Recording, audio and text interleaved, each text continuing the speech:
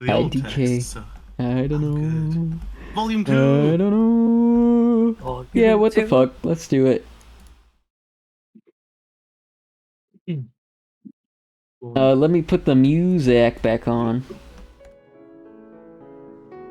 Everybody can hear the music? Let me see.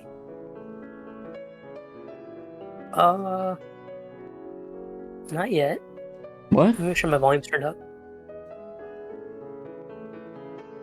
In Discord? Yes. You can hear it now? Yes. And your stream can hear it now? Yes, they can. Okay! Whoever's there, I guess they can. I can see it on OBS going doodly doo. You know? Doobly doo. Doodly doo. Let's doobly do it. Okay. Volume 2. Chapter 1 of Volume 2. One thing I didn't mention last time was just like the beauty of these passages, you know? I just think in general the use of the English language is really great, you know? Obviously, we don't get to hear these words put into sequences like this in our everyday life. And I have a great time butchering them. So, let's continue. Chapter 1. Nothing is more painful to the human mind than after the feelings have been worked up so by a quick success. See, I'm already doing it. Nothing is more painful to the human mind than after the feelings have been worked up by a quick succession of events, the dead calmness of inaction and certainty which follows and deprives the soul both of hope and fear. Justine died. She rested, and I was alive. The blood flowed freely in my veins, but a weight of despair and remorse pressed on my heart, which nothing could remove. Sleep fled from my eyes. I wandered like an evil spirit, for I had committed deeds of mischief beyond description horrible, and much, much more, I persuaded myself, was yet behind. Or more, much more, I persuaded myself, was yet behind. Yet my heart overflowed with kindness and the love of virtue. I had begun life with benevolent intentions, and thirsted for the moment when I should put them into practice and make myself useful to my fellow beings. Now all was blasted. Instead of that serenity of conscience, which allowed me to look upon the past with self-satisfaction, allowed me to look allowed me to look upon the past with photosynthesis. Photosynthesis. Yeah, I don't know. Now all was blasted, instead of the serenity of conscience, which allowed me to look back upon the past with self-satisfaction, and from thence to gather promise of new hopes. I was seized by remorse and the sense of guilt, which hurried me away to a hell of intense tortures, such as no language can describe. I feel like we should do something different. I feel like whatever paragraph it is, no matter what, we should just switch and, like, go. So I'm gonna hand it off to Baljeet. Go. Okay. This. I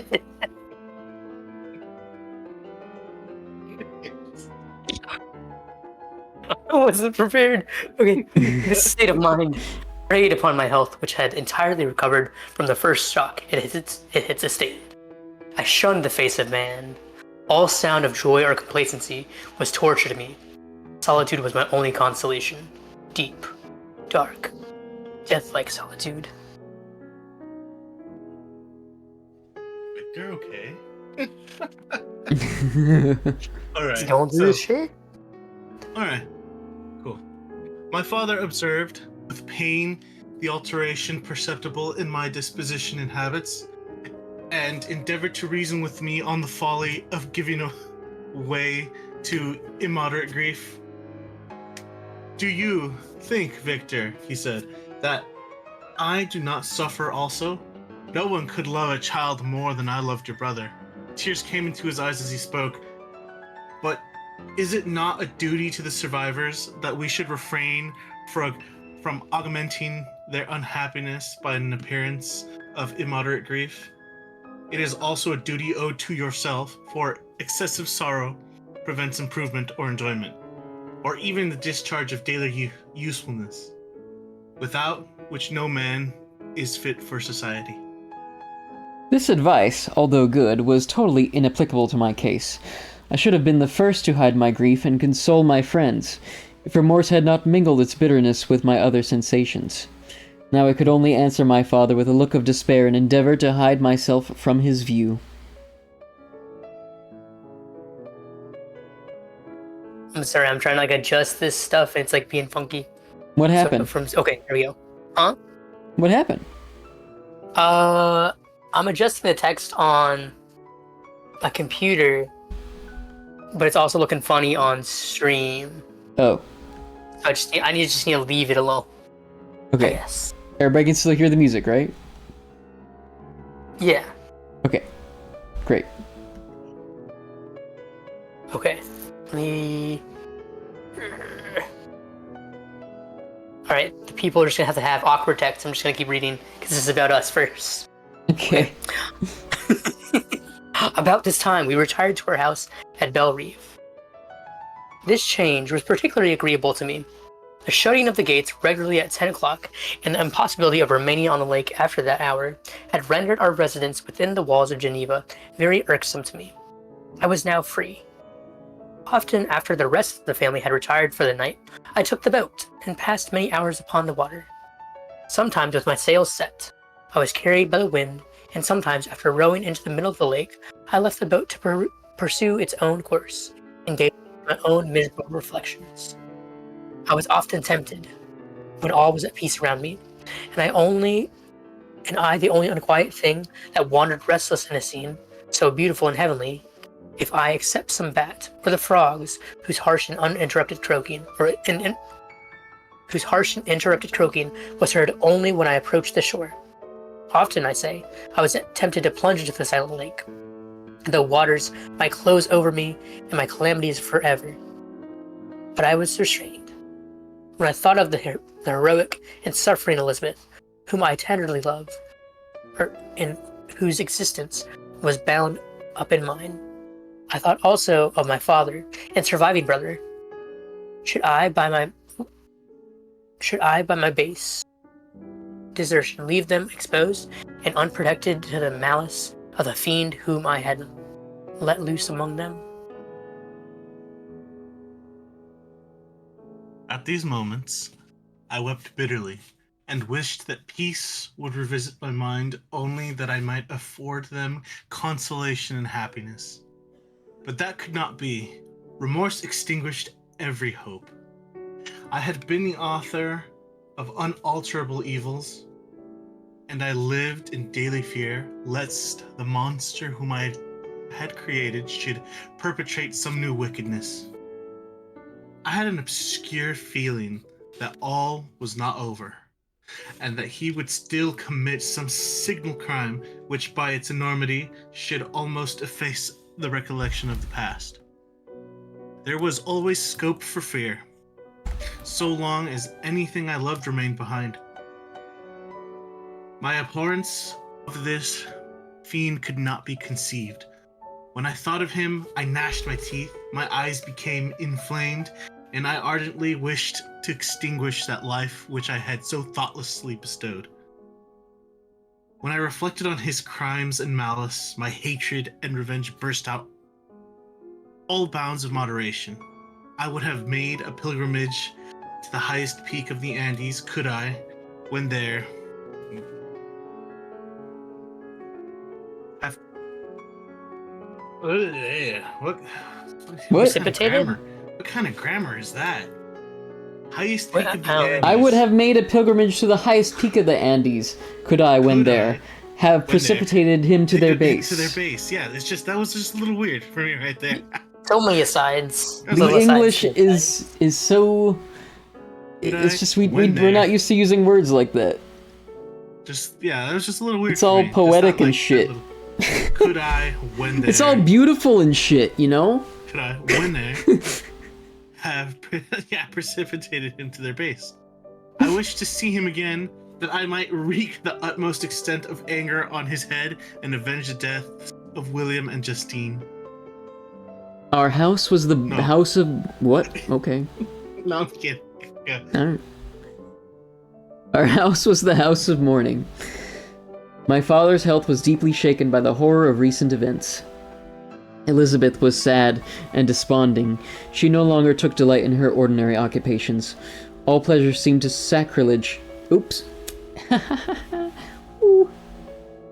Elizabeth was sad and desponding. She no longer took delight in her ordinary occupations. All pleasure seemed to her sacrilege toward the dead.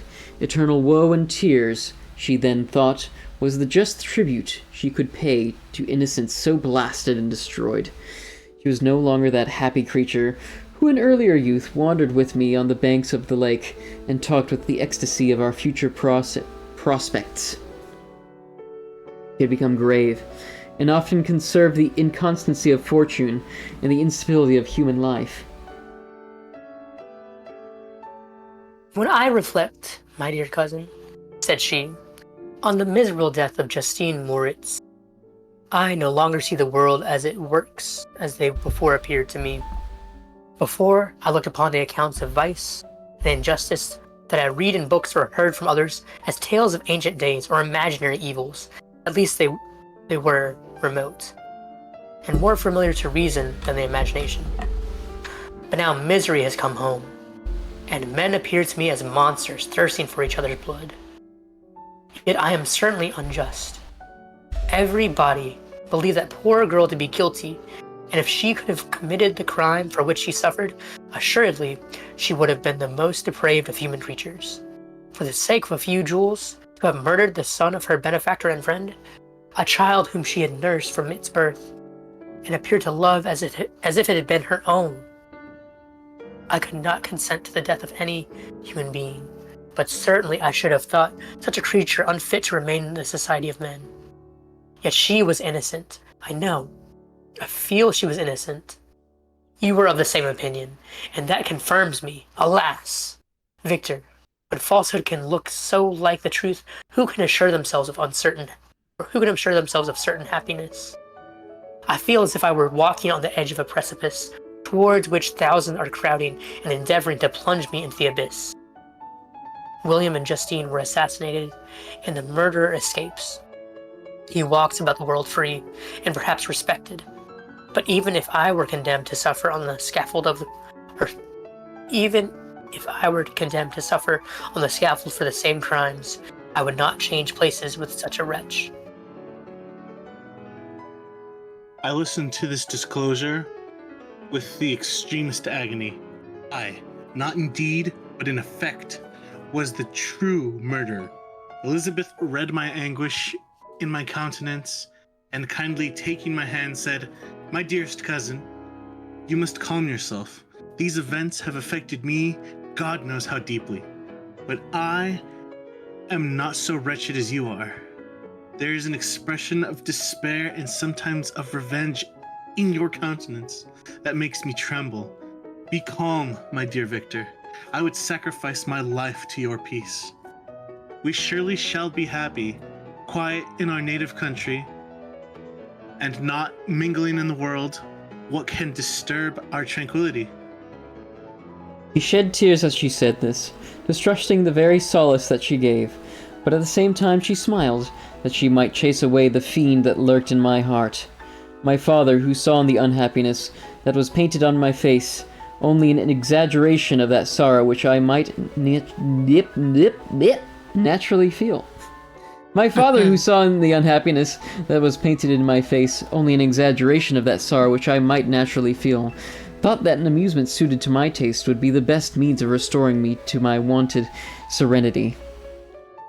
It was from this cause that he had removed to the country, and induced by the same motive, he now proposed that we should all make an excursion to the valley of Chamonix. Chamonix?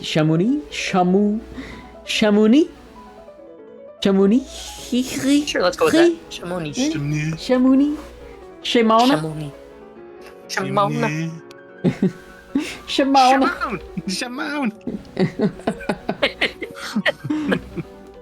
I had been there before, but Elizabeth and Ernest never had, and both had often expressed an earnest desire to see the scenery of this place, which had been described to them as so wonderful and sublime.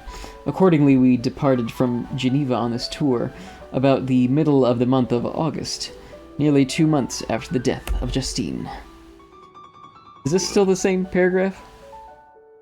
The next paragraph starts with the weather on my end. Okay, Neat. continue. The weather was uncommonly fine, and if mine had been a sorrow to be chased away by any fleeting circumstance, this excursion would certainly have had the effect intended by my father. As it was, I was somewhat interested in this scene. It sometimes lulled, although it could not extinguish my grief. During the first day, we traveled in a carriage. In the morning, we had seen the mountains at a distance, toward which we gradually advanced.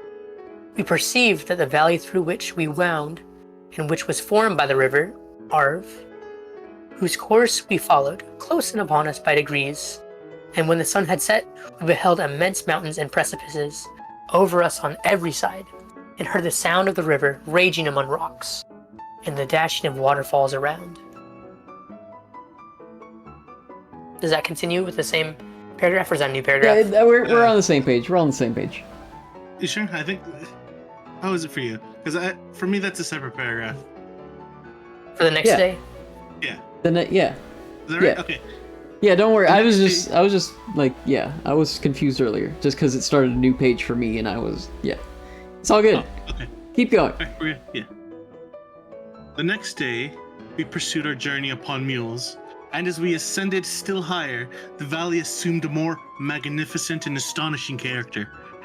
Ruined castles hanging on the precipices of piney mountains, the impetuous Arve, and cottages every here and there peeping forth from among the trees, formed a scene of singular beauty. But it was augmented and rendered sublime by the mighty Alps, whose white and shining pyramids and domes towered above all, as belonging to another earth, the habitations of another race of beings. We passed the bridge of Pellissier. Passed the bridge of Pellissier. Pellissier. Thank you. Ah, we're all French today. We passed the bridge of Pellissier, where the ravine which the river forms opened before us, and we began to ascend the mountain that overhangs it. Soon after, we entered the valley of Chamonix. Chamonix. I'm gonna look up the pronunciation right now. I'm all interested. I can always ask Google.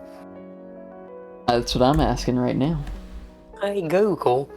Chamonix. How to say Chamonix? Bonjour, this is Chamonix. who makes French pronunciation videos here on YouTube, and we are Chamonix. how to pronounce the name of this resort area summit in the Alps. This is an area Chamonix. renowned for its skiing. In French, this is pronounced Chamonix. Chamonix. Chamonix. Chamonix. Thank you, Shot French my man. knee. Oh shoot. Sorry. The music's I gone. paused the stream. I sorry. Okay, thank you. Music is back, right? Yes. Okay. It's doodly doodly doodly. Okay, doodly doodly doodling. Soon after we entered the valley of Chamonix. This valley is more wonderful and sublime, but not so beautiful and picturesque as that of Cerveau, though, which we had just passed. Oh, through which we had just passed. Sorry. Okay, I'm gonna continue with reading normally. The high and snowy mountains were its immediate boundaries, but we saw no more ruined castles and fertile lands. Immense glaciers approached the road. We heard the rumbling thunder of the falling avalanche and marked the smoke of its passage. Mont Blanc, the supreme and magnificent mountain Mont Blanc, raised itself from the surrounding aiguilles. Aiguilles? What's an aiguille? It is. Gonna find out. Are they like I don't know why I smaller still want to say mountains? bird. A sharp pinnacle of rock in a mountain range. You always want to say bird. You're toxic all about trait. the bird. It's toxic trait. Yeah, so toxic. I'm offended that you want to say stuff about birds all the time. It's true. Aiguilles. Mont Blanc, the supreme and magnificent Mont Blanc, raised itself from the surrounding aiguilles, and its tremendous dome overlooked the valley. Next. During this journey, I sometimes joined Elizabeth and exerted myself to point out to her the various beauties of the scene. I often suffered my mule to lag behind and indulge in the misery of reflection. At other times, I spurred on the animal before my companions, that I might forget them, the world, and more than all, myself. When at a distance, I alighted and threw myself on the grass, weighed down by horror and despair. At 8 in the evening, I arrived at Chamonix. My father and Elizabeth were very much fatigued. Chamonix. Ernest, who accompanied us, was delighted and in high spirits. The only circumstance that detracted from his pleasure was the south wind, and the rain it seemed to promise for the next day. We retired early to our apartments, but not to sleep, at least I did not. I remained many hours at the window, watching the pallid lightning that played above Mont Blanc, and listening to the rushing of the Arve, which ran below my window. I think every time they say Chamonix, we need to whisper Chamonix in the background. Yeah. Fantastic. Chapter 2, Volume 2. 2. The next day, Yeah, okay. contrary to the prognostications of our guides, was fine, although clouded. We visited the source of the Arbarion and rode about the valley until evening. These sublime and magnificent scenes afforded me the greatest consolation that I was capable of receiving. They elevated me from all littleness of feeling, and although they did not remove my grief, they subdued and tranquilized it. In some degree, also, they diverted my mind from the thoughts over which it had brooded for the last month. I returned in the evening, fatigued, but less unhappy, and conversed with my family with more cheerfulness than had been my custom for some time. What do you My mean, father Victor? was Were you happy pleased. or were you unhappy? Sorry. I know. My father was pleased, and Elizabeth overjoyed. My dear cousin, she said, you see what happiness you diffuse when you are happy. Do not relapse again. No, just don't be sad. Yeah. What a fuck concept.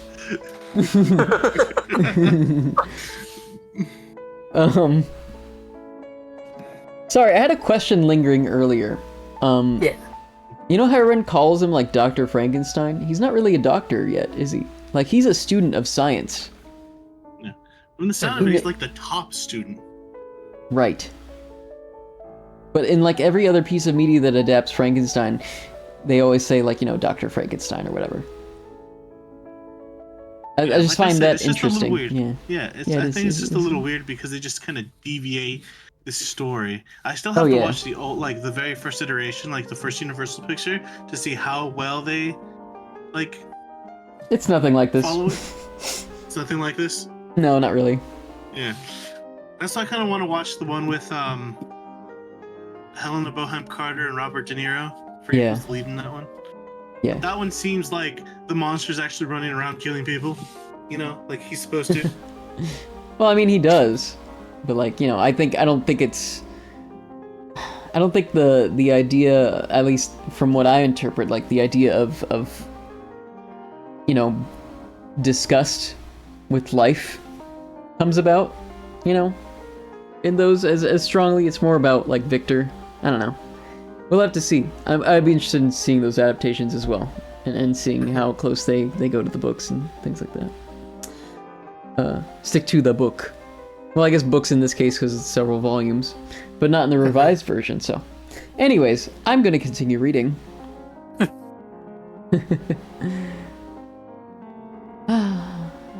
Dubious, I hope you got you got stuffed like a turkey for Thanksgiving, dude.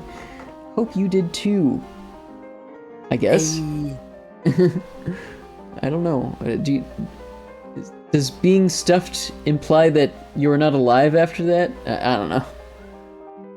These are In a sense, food coma, right? I don't know. Okay. Continuing on. Thank you for joining us, Dubious, for our reading of Frankenstein. Continuing on. Dubious.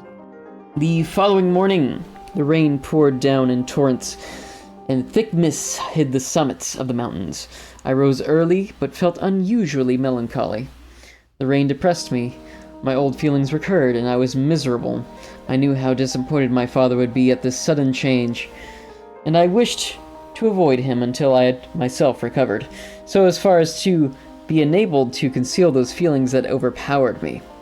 I knew that they would remain that day at the inn, and as I had ever inured myself to the rain, moisture, and cold, I resolved to go alone to the summit of Montanvert.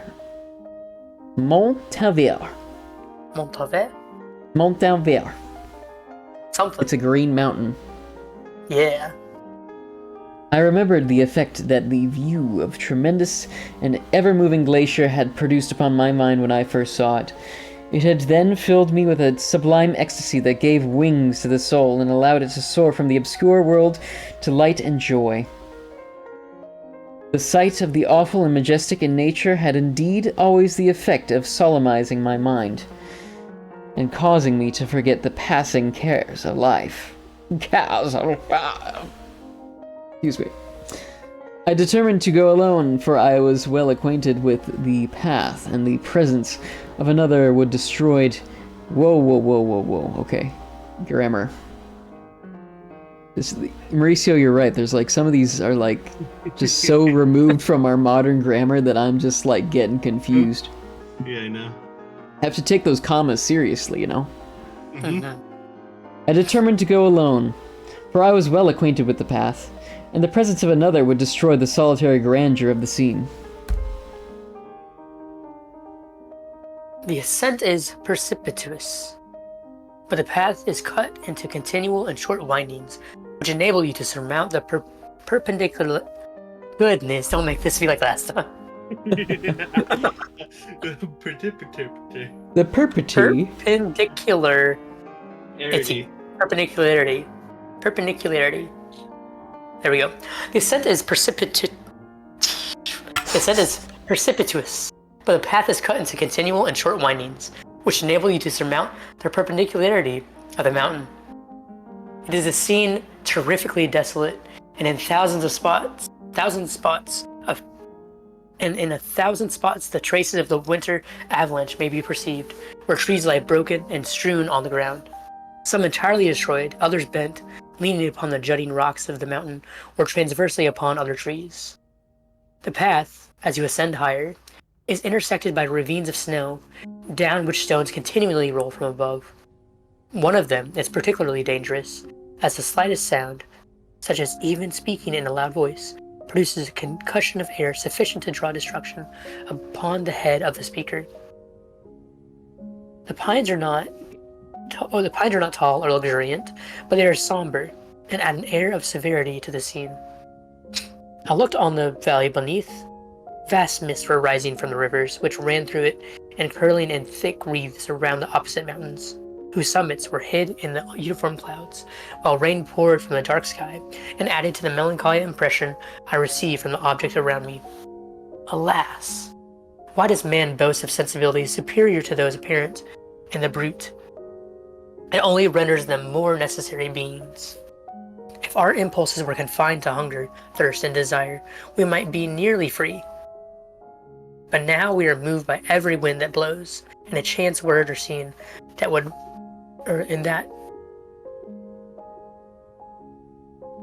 Chance word or scene that word, yeah. Yeah. If our impulses were confined to hunger, thirst, and desire, we might be nearly free. But now we are moved by every wind that blows, and a chance word or scene that word may convey to us. And I'll read this small part too. Okay. We rest. A dream has power to poison sleep. We rise. One wandering thought pollutes the day. We feel, conceive or reason, laugh or weep, embrace fond woe or cast our cares away. It is the same, for be it joy or sorrow, the path of its departure still is free. Man's yesterday may ne'er be like his morrow, not may endure but mutability. Hooray. It was nearly noon when I arrived at the top of the ascent. For some time I sat upon the rock that overlooks the sea of ice, and a mist covered both that and the surrounding mountains. Presently, a breeze dissipated the cloud, and I descended upon the glacier. The surface is very uneven, rising like the waves of a troubled sea, descending low, and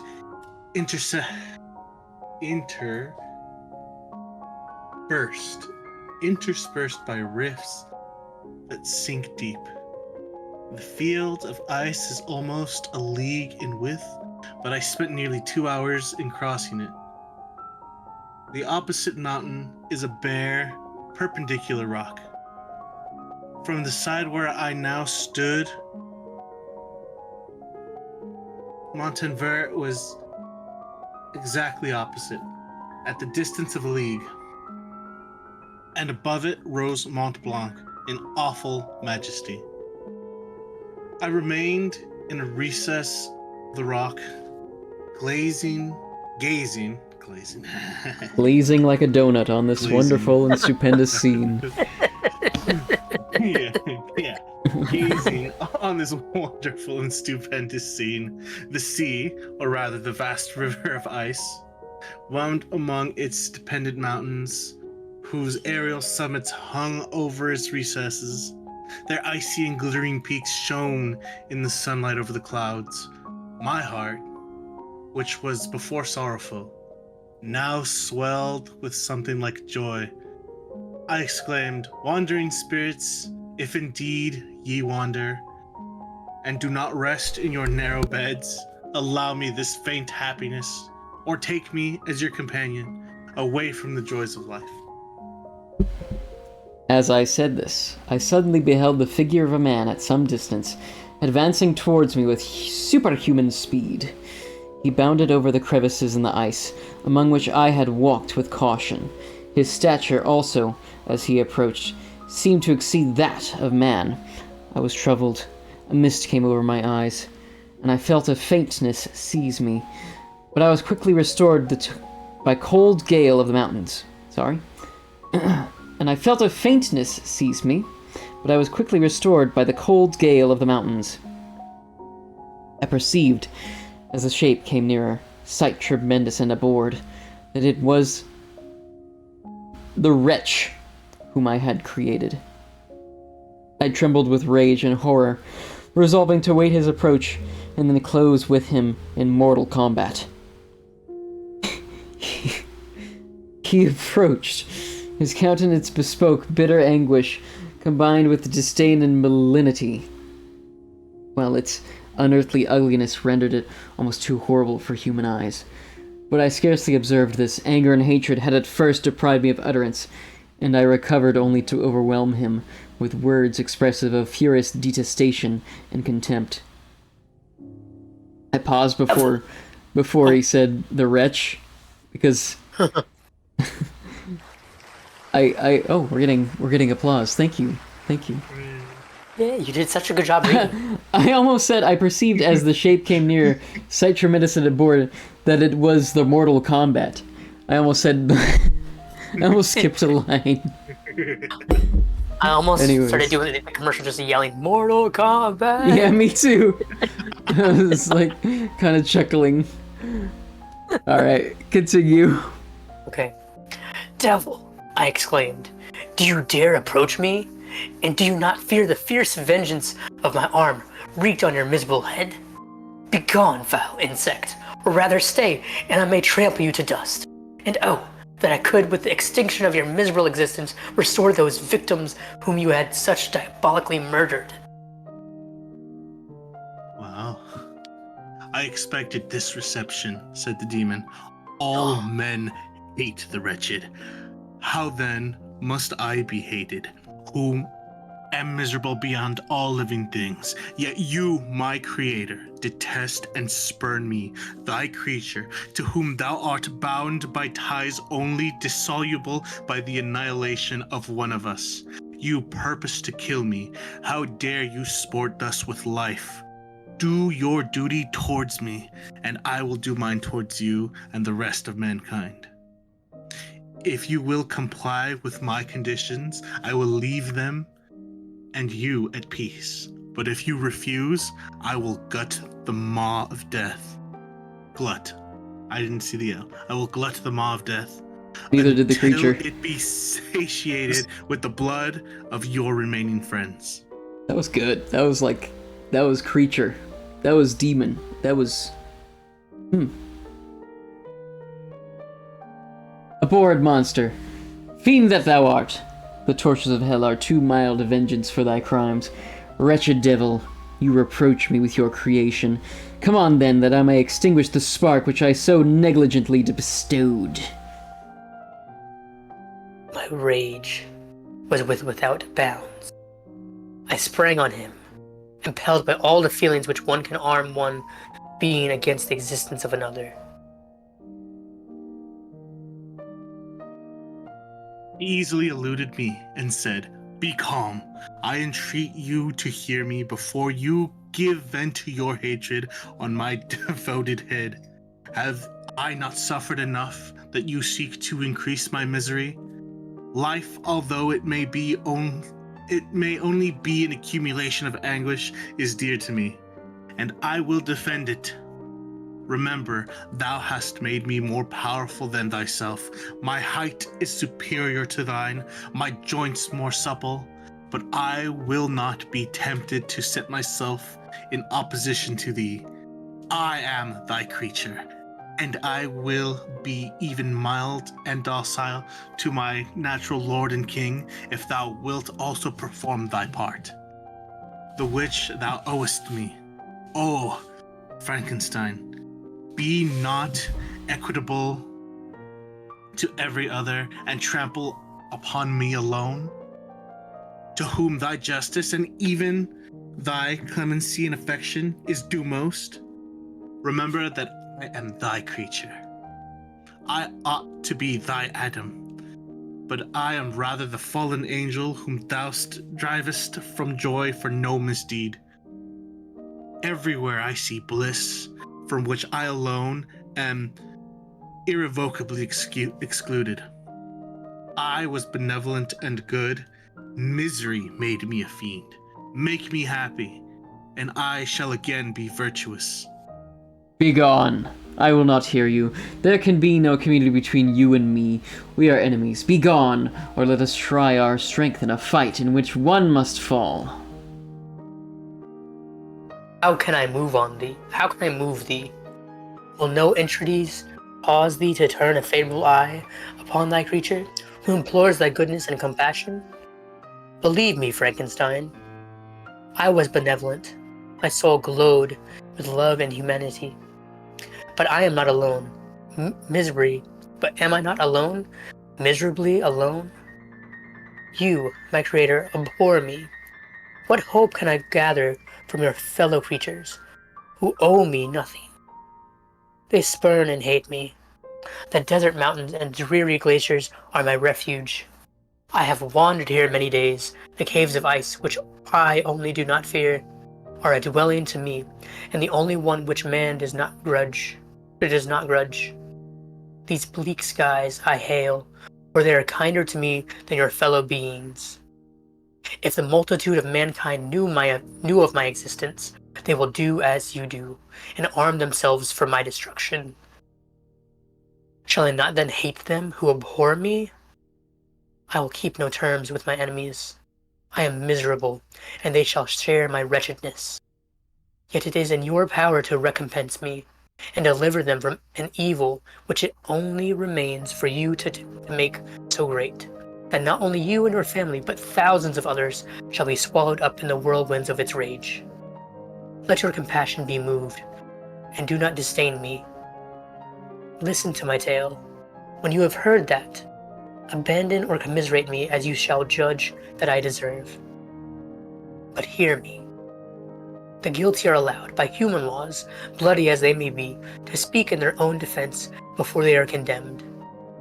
Listen to me, Frankenstein.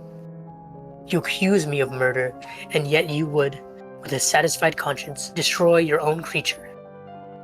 Oh, praise the eternal justice of man. Yet I ask you not to spare me. Listen to me, and then, if you can, and if you will, destroy the work of your hand. Why do you call to my remembrance circumstances of which I shudder to reflect?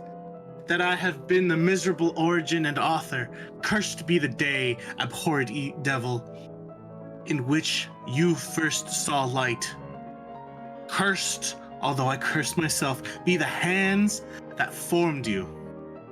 You have made me wretched beyond expression.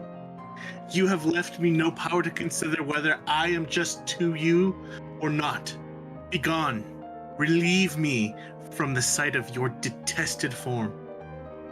Thus I relieve thee, my creator, he said, and placed his hated hands before my eyes, which I flung from me with violence.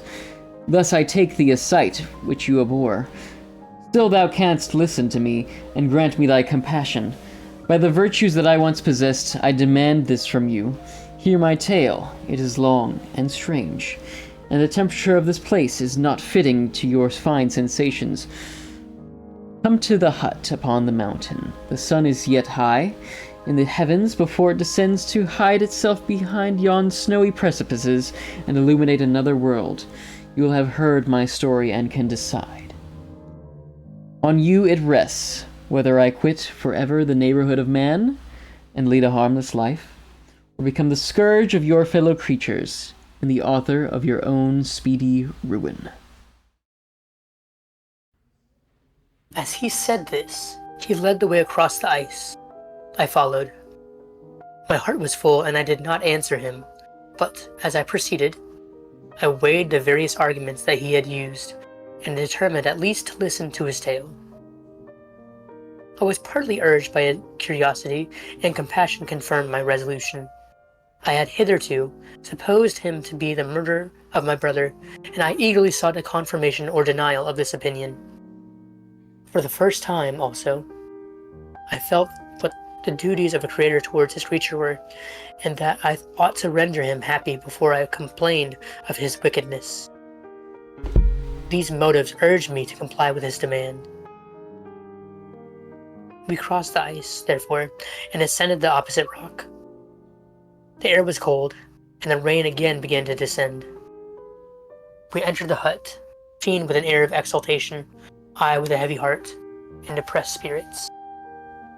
But I consented to listen, and, seating myself by the fire which my odious companion had lighted, he thus began his tale. Okay, I'm gonna be RB. I've been told there's pizza. Oh, pizza. Yeah, so Very nice. I'll be right back. I'm gonna get myself a slice, Okay. and we will continue. Right. All right, so be right back. I'ma drink some water.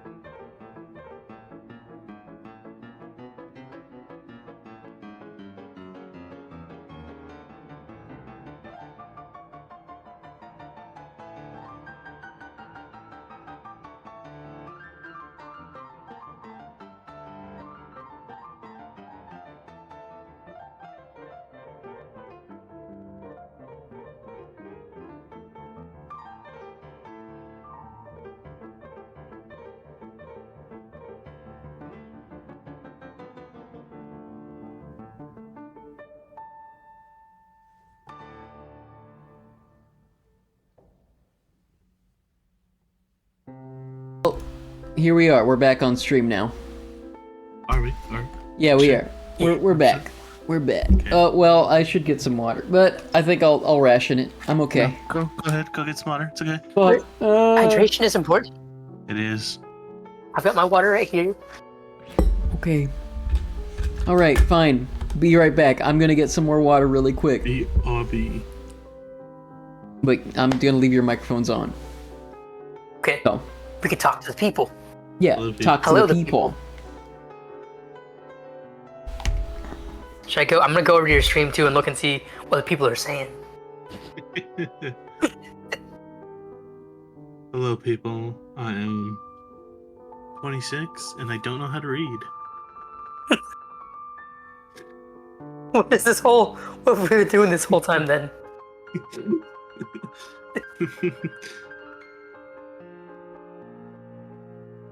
Ooh, it's an ad break. Or maybe just pre-rolls. Every time I join the stream, I always get like 2 ads. Yeah. I've just got one progressive one right now. All I see is Dubious's comment. I hope you got stuffed like a turkey for Thanksgiving.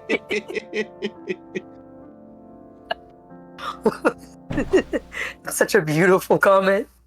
Truly magnificent.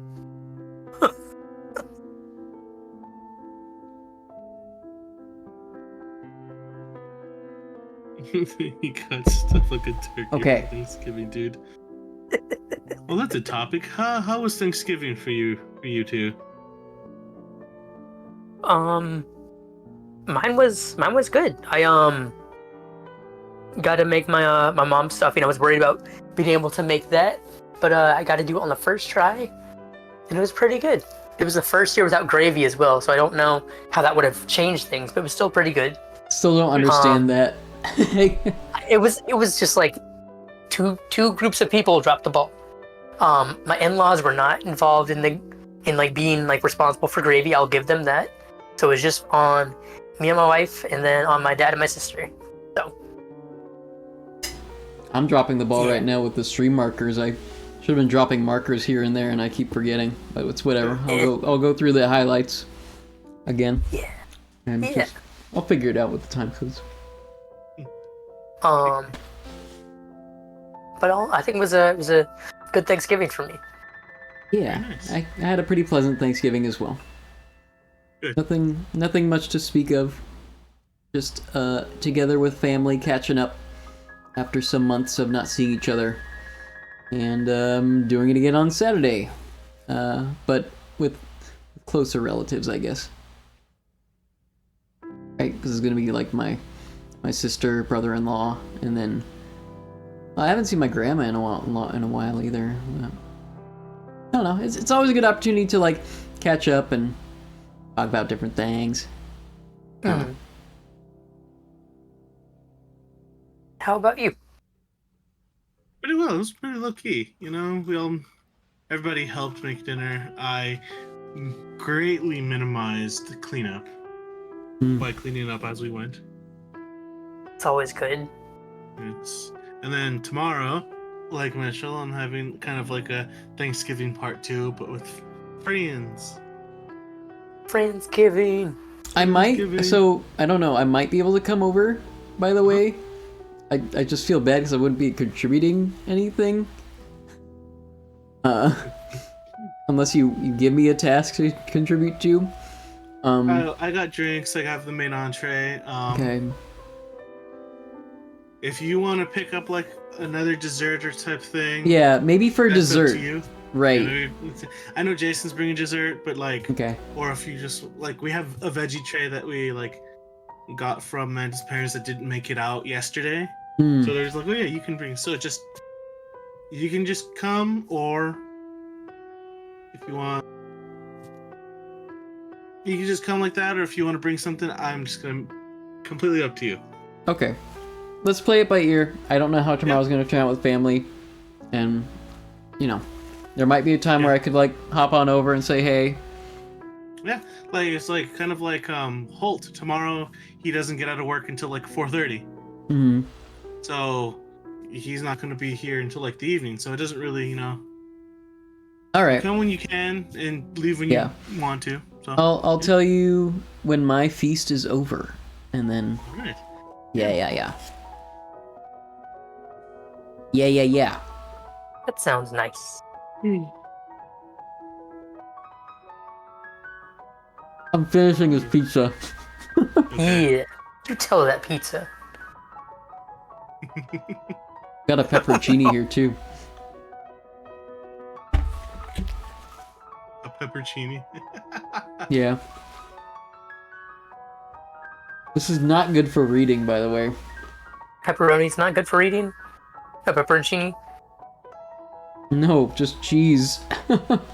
Oh yeah, no. Just cheese in general is not good for that, but it's what we have. Sounds rough. It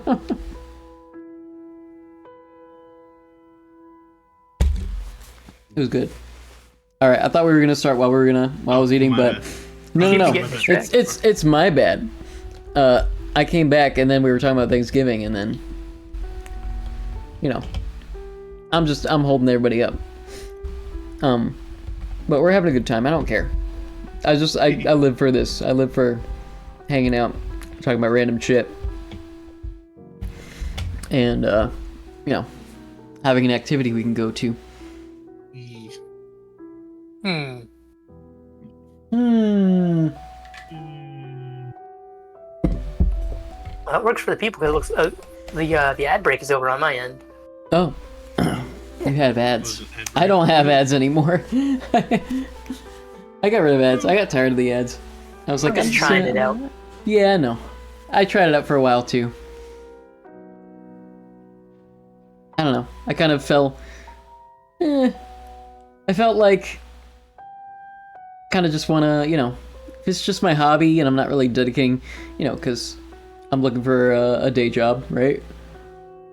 I don't know. Some people who like stream a lot, I could see where the ads, come in clutch. Yeah. But I like this as a hobby. I like chilling. Mm-hmm. Pressure's off. Yeah.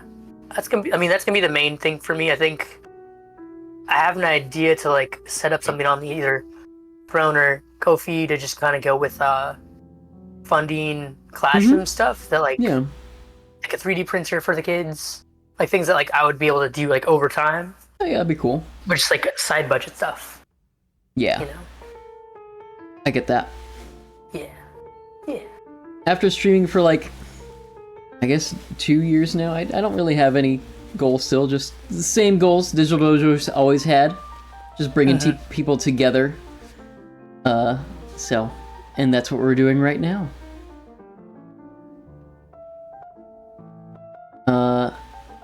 We are. Yeah. Let us go ahead and continue. I guess I'm the first to read again. No, that is me. Oh, okay. Oh. It is my What's wrong? turn to read.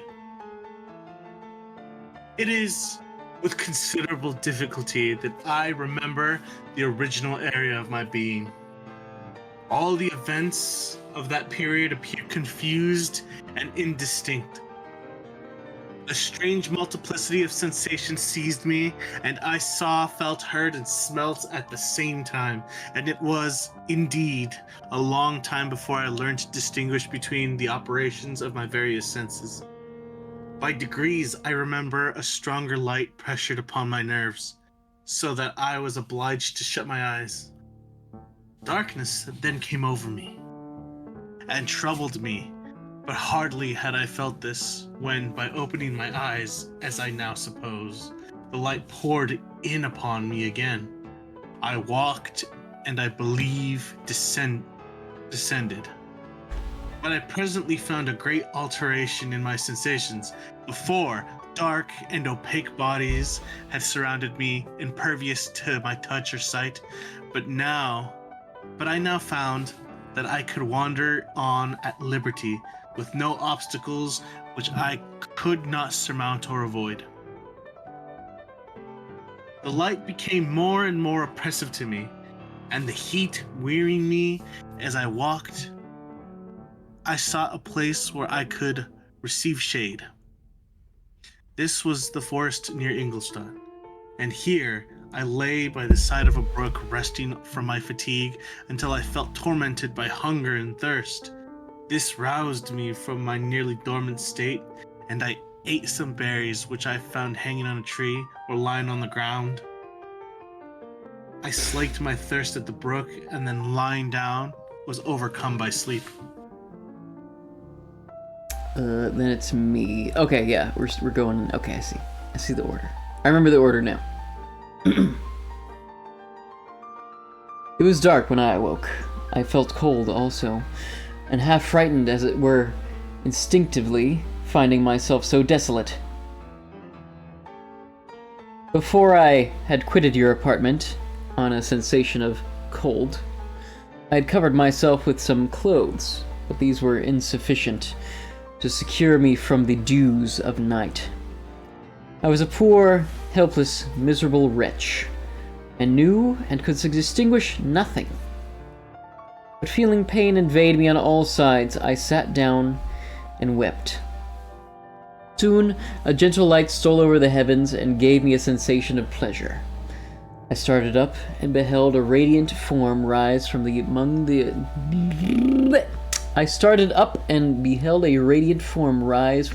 trees.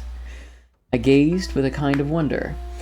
It moved slowly, but it enlightened my path, and I again went out in search of berries. I was still cold when under one of the trees I found a huge cloak, with which I covered myself and sat down upon the ground. No distinct ideas occupied my mind. All was confused. I felt light, and hunger, and thirst, and darkness.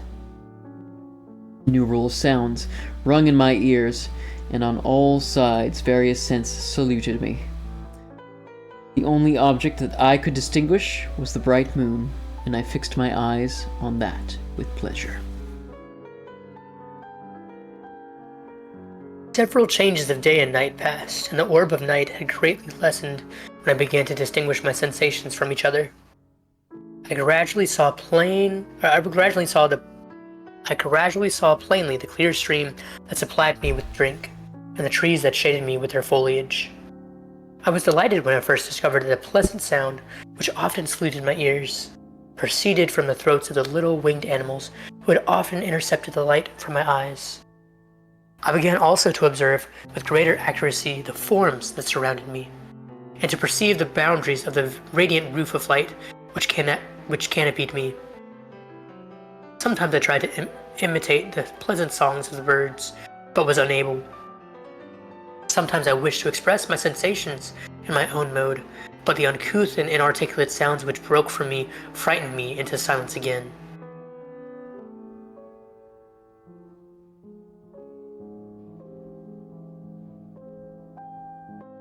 The moon had disappeared from the night, and again, with a lessened form, shewed itself. While I still remained in the forest, my sensations had by this time become distinct. My mind received every day additional ideas. My eyes became accustomed to the light and to perceive objects in their right form. I distinguished the insect from the herb, and by degrees, one herb from another. I found that the sparrow uttered none but harsh tones, whilst those of the blackbird and thrush were sweet and enticing. One day, when I was oppressed by cold, I found a fire which had been left by some wandering beggars, and was overcome with delight at the warmth I experienced from it. In my joy, I thrust my hand into the live embers, but quickly drew it out again with a cry of pain. How strange, I thought, that the same cause should produce such opposite effects. I examined the materials of the fire, and to my joy found it to be composed of wood. I quickly collected some branches, but they were wet and would not burn. I was pained at this, and sat still watching the operation of the fire. The wet wood which I had placed near the heat dried, and itself became inflamed. I reflected on this, and by touching the various branches, I discovered the cause and busied myself in collecting a great quantity of wood, that I might dry it, and have a plentiful supply of fire. When the night came on, and brought sleep with it, I was in the greatest fear lest my fire should be extinguished. I covered it carefully with dry wood and leaves, and placed wet branches upon it, and then spreading my cloak, I lay on the ground and sunk into sleep. It was morning when I awoke, and my first care was to visit the fire. I uncovered it, and a gentle breeze quickly fanned it into a flame. I observed this also, and contrived a fan of branches, which roused the embers when they were nearly extinguished. When night came again, I found with pleasure that the fire gave light as well as heat, and that the discovery of this element was useful to me in my food. For I found some of the offals that the travelers had left had been roasted, and tasted much more savory than the berries I had gathered from the trees. I tried, therefore, to dress my food in the same manner, placing it on the live embers. I found that the berries were spoiled by this operation, and the nuts and roots much improved.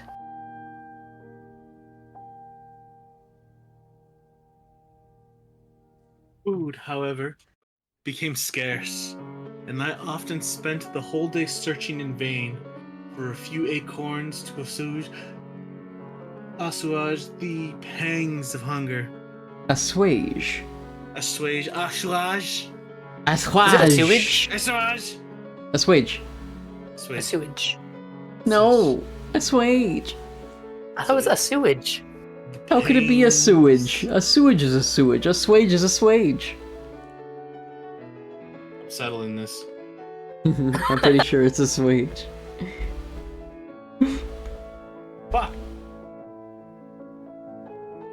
For a few acorns to assuage the pangs of hunger. When I found this, I resolved to quit the place that I had hitherto inhabited, to seek for one where the few wants I experienced would be more easily satisfied. In this emigration, I proceedingly lamented the loss of the fire which I had obtained through accident, and knew not how to reproduce it. I gave several hours to the serious consideration of this difficulty, but I was obliged to relinquish all attempt to supply it, and wrapping myself up in my cloak, I struck across the wood towards the setting sun. I passed 3 days in these rambles, and at length discovered the open country.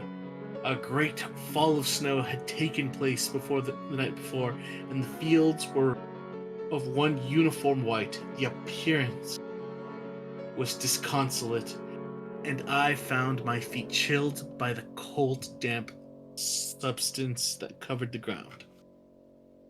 It was about 7 in the morning, and I longed to obtain food and shelter. At length I perceived a small hut on a rising ground, which had doubtless been built for the convenience of some shepherd. This was a new sight to me, and I examined the structure with great curiosity. Finding the door, I entered. An old man sat in it, near a fire, over which he was preparing breakfast. He turned on hearing a noise, and perceiving me, shrieked loudly, and quitting the hut, ran across the fields with a speed of which his debilitated form had hardly...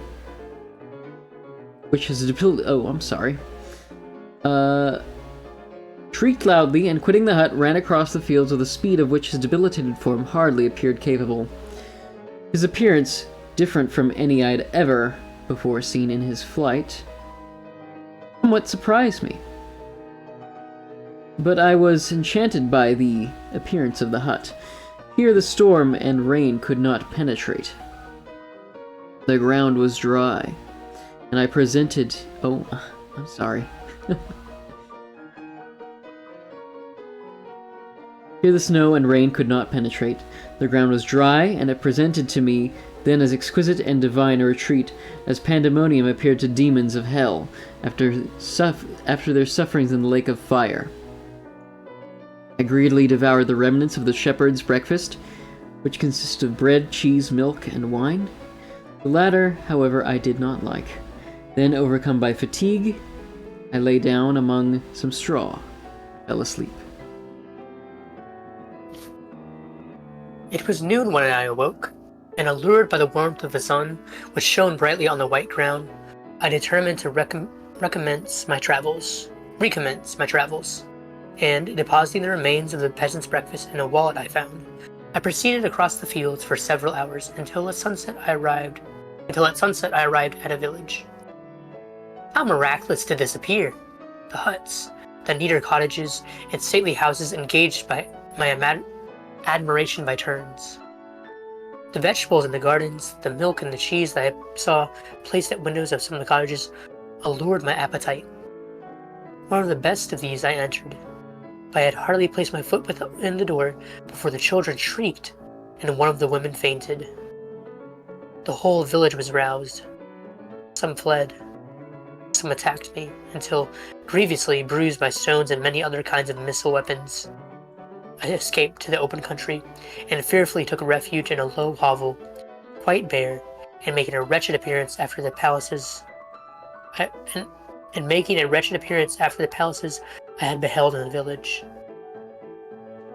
This hovel, however, joined a cottage of a neat and pleasant appearance, but, after my late dearly bought experience, I dared not enter it. My place of refuge was constructed of wood, but so low I could with difficulty sit upright in it. No wood, however, was placed on the earth, which formed the floor, but it was dry, and although the wind entered it by innumerable chinks, I found it an agreeable asylum from the snow and rain. I'll read the next 2 paragraphs. What? Well, You should do like that? this is like one line, man. See that? Yeah, but I'm after Volchi. But okay, fine. I'll read after you then. I don't know. Oh wait, is it you? Is it you Yeah. now? Yeah, You read the next 2 paragraphs. exactly. Okay. Here then, I retreated and lay down, happy to have found a shelter, however miserable, from the inclemency of the season, and still more from the barbarity of man. I got confused. I don't know why. Huh? I got confused. I don't know why. Yeah, it goes you, and then you pass it on to Belgique, and then I go, and then yeah, it was weird because for the past times we read, it was always Belgique, you, and then me. That's right. I forget. Yeah, Ye. But we're doing a different method of reading this time. I get the order now. I mean, it makes sense with the screen order too because like I pass it. Yeah. It's fine. Yeah. It's good. As soon as morning dawned, I crept from my kennel that I might view the adjacent cottage and discover if I could remain in the habitation I had found. It was situated against the back of the cottage and surrounded on all sides, which were exposed by a pigsty and a clear pool of water. One part was open, and by that I had crept in, but now I covered every crevice by which I might be perceived with stones and wood, yet in such a manner that I might move them on occasion to pass out. All the light I enjoyed came through the sty, and that was sufficient for me. Now it's my turn. Now it's your turn. Now it's my turn. Having thus arranged my dwelling and carpeted it with clean straw, I retired. For I saw the figure of a man at a distance, and I remembered too well my treatment the night before to trust myself in his power. I had first, however, provided for my sustenance for that day, by a loaf of coarse bread which I purloined, and a cup with which I could drink, more conveniently from my hand, of the pure water which flowed by my retreat.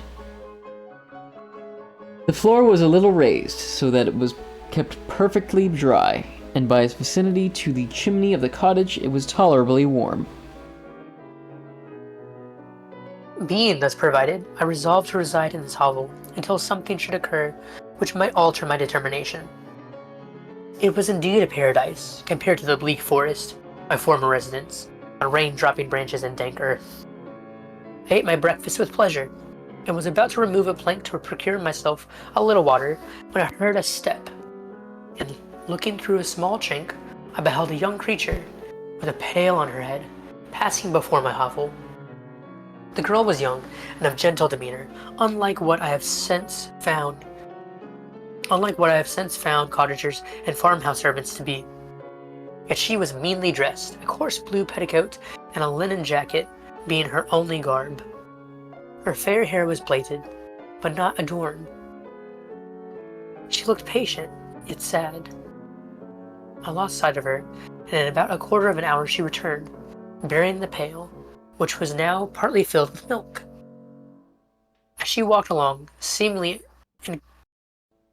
incommoded, is that right? I think so. Commanded? Seemingly incommoded by the burden, a young man met her whose countenance expressed a deeper despondence. Uttering a few sounds with an air of melancholy, he took the pail from her head and bore it to the cottage himself. She followed, and they disappeared. Presently I saw the young man again, with some tools in his hands, cross the field behind the cottage, and the girl was also busy, sometimes in the house, and sometimes in the yard.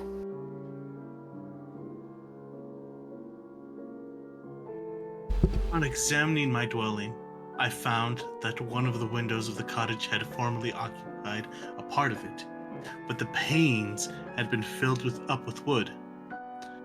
In one of these was a small and almost imperceptible chink, through which the eye could just penetrate.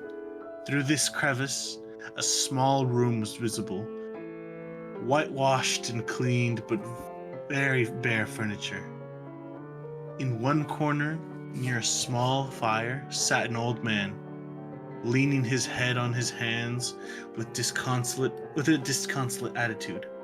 The young girl was occupied in arranging the cottage, but presently she took something out of a drawer which employed her hands, and she sat down beside the old man, who, taking up an instrument, began to play, and to produce sounds sweeter than the voice of the thrush or the nightingale. It was a lovely sight, even to me, poor wretch, who had never beheld aught beautiful before. The silver hair and benevolent countenance of the aged cottager won my reverence, while the gentle manners of the girl enticed my love. He played a sweet, mournful air, which I perceived drew tears from my eyes of his amiable companion, of which the old man took no notice until she sobbed audibly. He then pronounced a few sounds, and the fair creature, leaving her work, knelt at his knee. He raised her and smiled with such kindness and affection that I felt sensations of a peculiar and overpowering nature. They were a mixture of pain and pleasure, such as I had never before experienced, either from hunger or cold, warmth or food, and I withdrew from the window, unable to bear these emotions.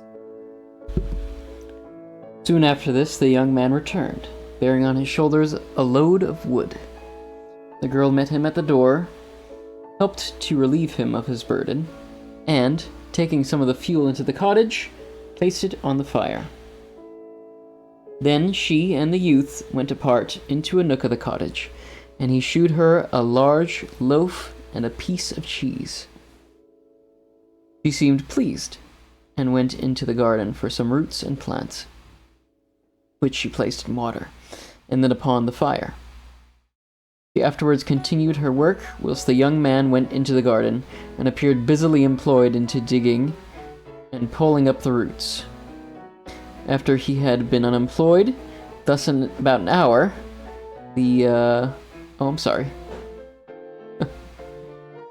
appeared busily employed in digging and pulling up roots. After he had been employed thus about an hour, the young woman joined him, and they entered the cottage together. The old man had, in the meantime, been pensive, but on the appearance of his companions, he assumed a more cheerful air, and they sat down to eat. The meal was quickly dispatched. The young woman was again occupied in arranging the cottage. The old man walked before the cottage in the sun for a few minutes, leaning on the arm of the youth. Nothing could exceed in beauty the contrast between these two excellent creatures. One was old, with silver hairs, and a countenance beaming with benevolence and love. The younger was slight and graceful in his figure, and his features were molded with the finest symmetry. Yet his eyes and attitude expressed the utmost sadness and despondency.